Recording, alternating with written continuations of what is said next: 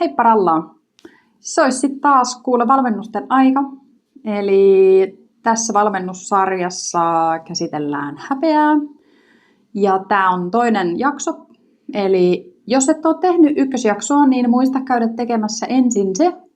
Sitten odotat rauhassa viikon, että alitajunta, sun keho ja mieli pääsee sitä käsittelemään.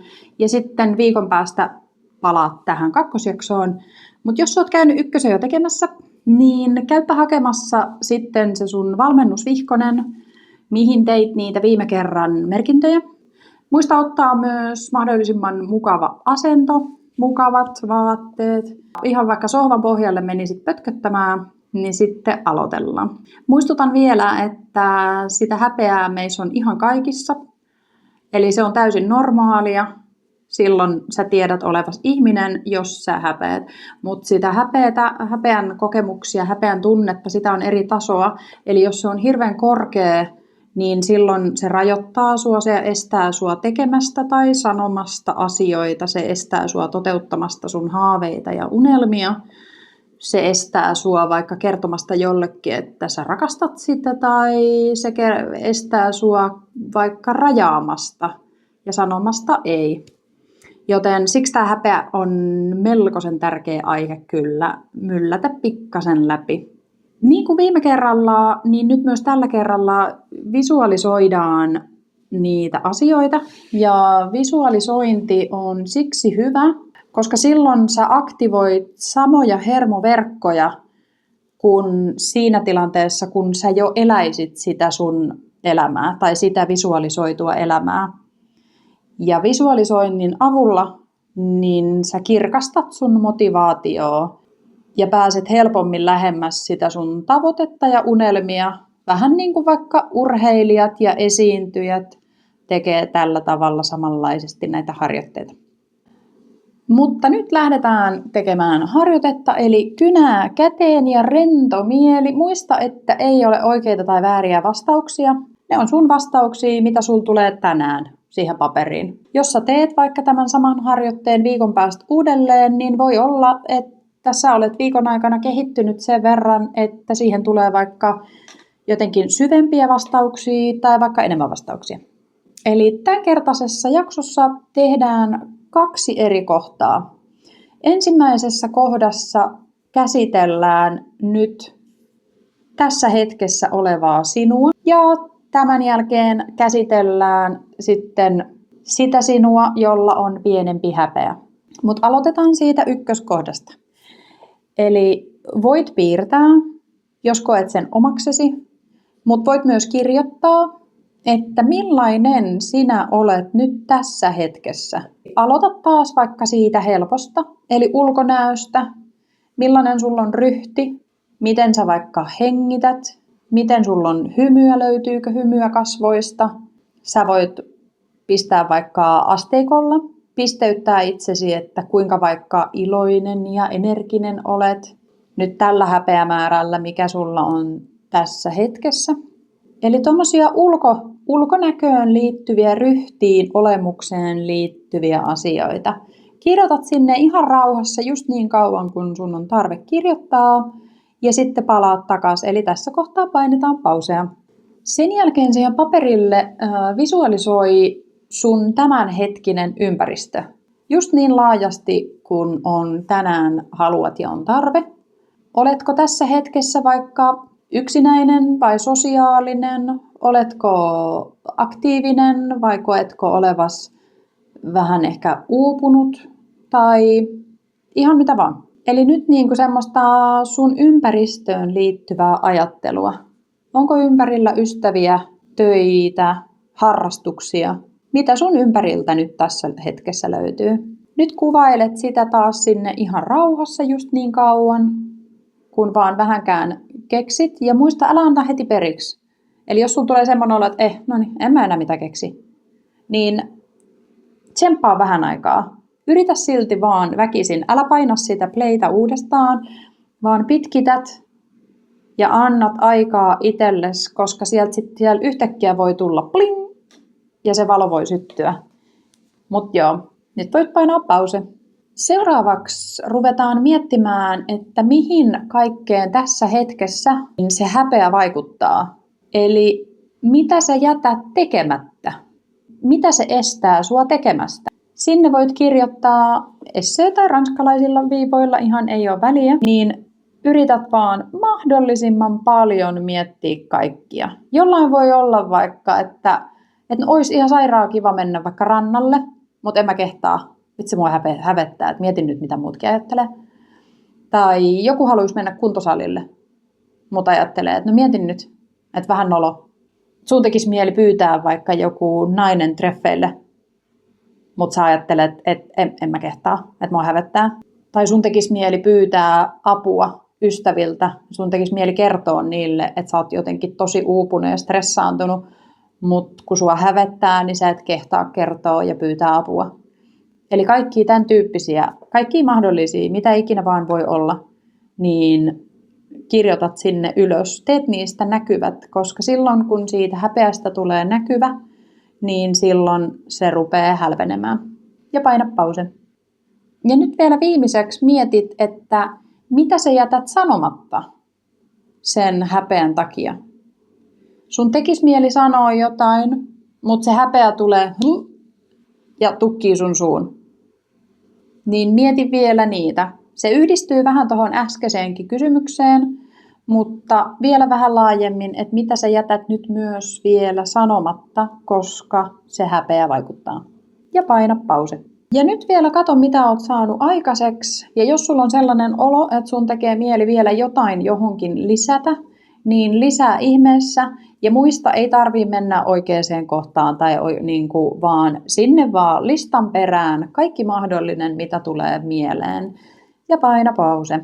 Hyvä. Sitten lähdetäänkin seuraavaksi miettimään sitä positiivisempaa, mukavaa asiaa.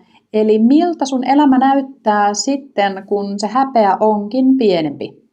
Eli taas sama homma. Aloitetaan siitä ulkonäöstä, että miten se vaikuttaa. Hymyiletkö vaikka enemmän tai onko ryhti parempi. Lähdet näitä tämmöisiä kirjoittamaan. Eli ulkonäöllisesti mietit, että mitä se sitten on, kun se häpeä on vähän pienempi. Ja tässä kohtaa paina pause. Ja seuraavaksi lähdetään miettimään sitä ympäristöä. Eli kun häpeä on pienempi, niin muuttuuko ympäristö? Muuttuuko just vaikka se, että sä alatkin harrastamaan tai pienemmällä häpeällä, niin sä löydätkin itse sieltä treffeiltä? Tai mitä nyt vaan? Niin nyt kirjoitetaan niitä siihen ylös. Ja paina pause. Ja seuraavaksi lähdetään miettimään, että miten se sitten sen häpeän pienentyminen vaikuttaa siihen sun arkeen, olemiseen ja tekemiseen. Eli nyt kun sulla on pienempi se häpeän määrä, niin mitä sä tässä elämässä nyt sitten teetkään? Eli sua ei enää rajoita se häpeä niin paljon, niin mitä sä sitten pystytkin tekemään vaikka? Mitä juttuja sä vaikka toteutat tai vaikuttaako? Miten se vaikuttaa sun elämään, kun se häpeä on pienempi käytännön tasolla? Ja pause. Ja nyt mietitään vielä viimeiseksi, että nyt kun ei se häpeä vaikuta sinuun enää, se ei tule ja tuki sun suuta, niin mitä sä uskallatkin nyt sieltä suusta päästää? Mitä sä sanoisit, kenelle sä sanoisit ilman, kun se häpeä ei enää tuki suuta? Ja pause. Katoppa sitä kakkoskohtaa, että mitä olet saanut siihen aikaiseksi. Eli nyt toi onkin se häpeämättömämpi olo, eli häpeähahmo on pienempi. Niin miten se on vaikuttanut sun elämään? Kato sieltä vielä, että jos siellä on jotain kohtia, mihin sä teet lisäyksiä, niin tee ihmeessä. Koska mitä tarkemmin sä pystyt visualisoimaan sitä, ihan jopa vaikka, että mä tuoksun paremmalta, kun mua ei hävetä. Että mä uskallan tai mä kehtaan käyttää vaikka jotain hajuvettä tai mä oon vaikka niin sanotusti pidempi, että mä uskallan käyttää vaikka korkokenkiä, jos se on vaikka sun haave tai jotain, niin kaikki mahdolliset kirjoitat sinne vaan ylös. Ja pause.